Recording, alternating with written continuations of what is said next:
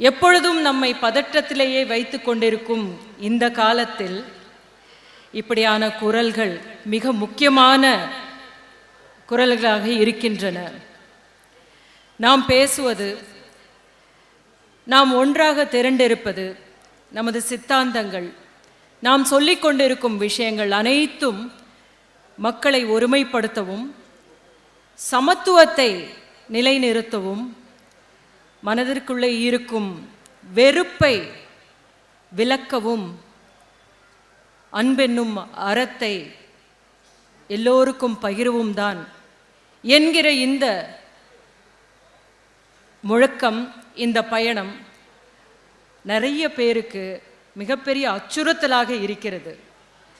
இந்த அச்சுறுத்தலின் பேரில் தான் எப்பொழுதும் எதையாவது செய்து கொண்டு நாம் சொல்கிறது என்ன?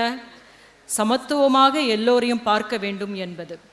அவரவர்களுக்கு இருக்கும் நம்பிக்கைகள் எதுவாக இருந்தாலும் அது உங்களது உரிமை, உங்களது நம்பிக்கை, அதில் எந்த விதமான பிரச்சனையும் இல்லை, அதை வேண்டாம் என்று சொல்லவில்லை. ஆனால் அதை மற்றவர்கள் மேல் திணித்து எல்லோரும் ஒரே மதம், எல்லோரும் ஒரே உணவு, எல்லோரும் ஒரே போலதான் இருக்க வேண்டும் என்று சொல்வதைத்தான் நாம் எதிர்க்கிறோம். இந்த நிகழ்விலே மிக முக்கியமாக